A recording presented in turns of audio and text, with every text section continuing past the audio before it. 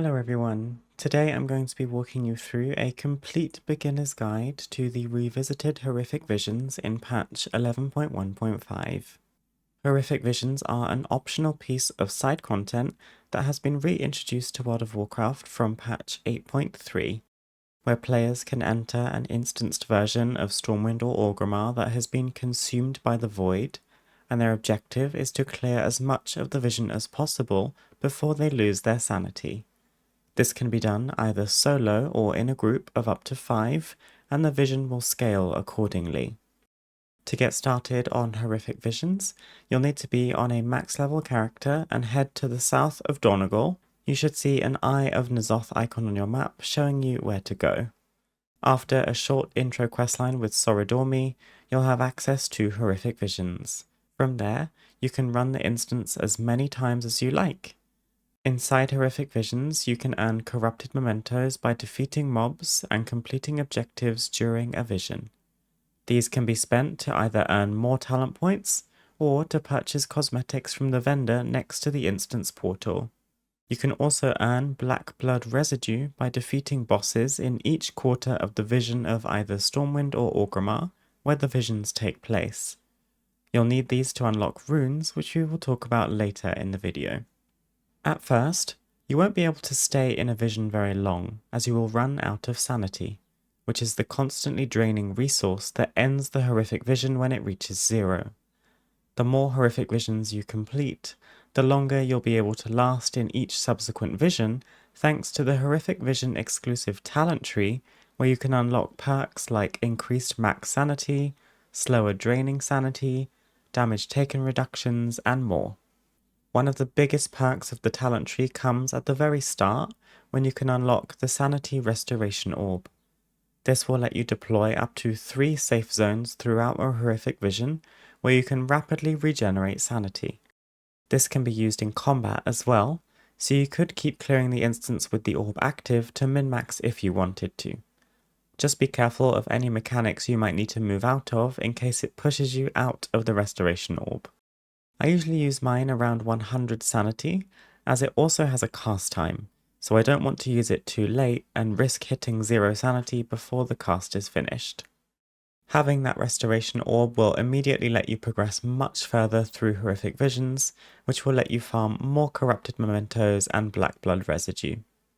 Talents are going to help you massively in progressing horrific visions, mostly for keeping your sanity from depleting, but also for getting a cheat death to save a run in a dire situation, not to mention reducing damage you take, increasing damage you deal, and even being able to revive party members if you'd rather run visions with another player. The talent tree is time-gated though, so if you're playing horrific visions during current content, you'll be limited as to how many talents you can unlock until roughly a month later, when everything will become available. Also, each talent point will cost more corrupted mementos than the previous one, so you'll need to run plenty of visions to get all the talents unlocked. Another feature you will unlock through horrific visions are runes. These are a new helm enchant that offers players different combat buffs, like increased secondary stats, a void tendril proc that will damage your target for a short period, and more. You'll be introduced to runes when playing the intro questline to horrific visions, where you'll be asked to earn 500 corrupted mementos and 8 black blood residue. Handing these in will unlock the lesser rune of your choice, and I would highly recommend looking up which rune is considered best for your spec before you pick one, as you'll have to buy the rest with mementos. The good news is, mementos are account-wide, so once you've unlocked runes, you can transfer mementos over to alts so they can buy their own BIS rune. Runes are active outside of horrific visions too, so it should be a nice boost of player power if you're looking to run Mythic Plus or Raid, for example. Moving on, you can also empower your character during horrific visions by activating tributes. Tributes are passive upgrades that are earned through different activities in horrific visions like looting potions and treasures, and defeating mobs, elites, and bosses. Unlike the talent tree, tributes are not time-gated, so you can unlock them sooner if you're prepared to put in the work early on. There are 4 tributes in total, each with 3 ranks that increase their effectiveness, and you can see them all in the preparation room before you enter a horrific vision. Vision Hunter grants movement speed and haste up to 5 stacks after defeating any enemies. This is earned passively by defeating any horrific vision mob. Elite Extermination restores a certain amount of sanity after defeating an elite mob. This includes bosses and mini-bosses, and is earned by killing elite mobs.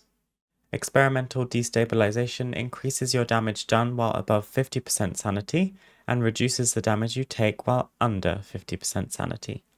This is earned specifically by defeating bosses in horrific visions. Finally, Clear Sight allows you to see treasures in different areas of horrific visions based on the rank of the tribute. This tribute is empowered by collecting potions and odd crystals during a horrific vision. The final major feature of horrific visions are Faceless Masks that you can unlock that will increase the difficulty of any horrific vision by adding unique challenges and increasing the health and damage of enemies, while also offering more corrupted mementos. There are 8 masks in total, which each need to be unlocked by completing specific objectives. The Faceless Mask of the Long Night is the first mask you will unlock, which will reduce your maximum sanity by 50%. You will unlock this by defeating every boss, including the final boss in a horrific vision. The rest of the Faceless Masks after this will require you to be wearing at least one mask while also fulfilling the objectives to unlock subsequent masks. The Faceless Mask of the Burned Bridge causes void zones to spawn beneath you, which will drain your sanity. This one is unlocked after completing the Valley of Wisdom objective in the horrific vision of Orgrimmar. The Faceless Mask of the Daredevil causes all sanity damage dealt by enemies to be increased by 400%. You will unlock this by completing the Valley of Honor in Orgrimmar.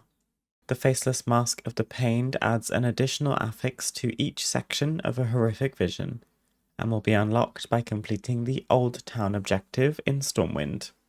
The Faceless Mask of Dark Imagination occasionally spawns a horrific figment that will attack you while you're under 50% sanity. This is unlocked after completing the Mage Quarter objective. The Faceless Mask of Vengeance bolsters nearby enemies after killing a mob that increases their damage dealt. This mask has to be looted by the canal between the Trade District and Old Town in the horrific vision of Stormwind, and you'll need to defeat a fairly big pack of mobs around it to get to it. The Faceless Mask of the Nemesis causes an elite mob to spawn every 25 kills in a horrific vision that has Sanity Breaker abilities, and also triggers the Elite Extermination tribute when defeated. This mask requires you to defeat Hogger in Stormwind by interacting with the Wanted poster before you enter the Mage Quarter and looting his Nemesis shard. You'll then also need to defeat Gammon by interacting with his axe on the table on the right portion of the first floor of the Broken Tusk Inn in the Valley of Strength.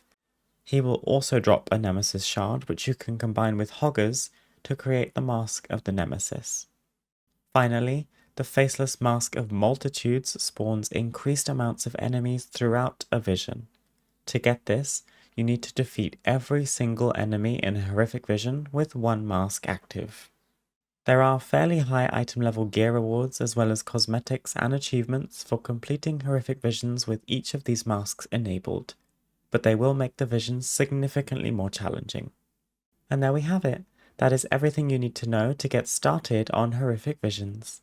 Thank you for watching, and as always, if you have any questions or advice of your own you'd like to share, please leave a comment below. Also, if you'd like to catch me live one day, you're always welcome over on my Twitch channel, which is linked below, along with all of my other socials. For now though, I wish you a wonderful rest of your day, and I hope to see you again very soon. Bye!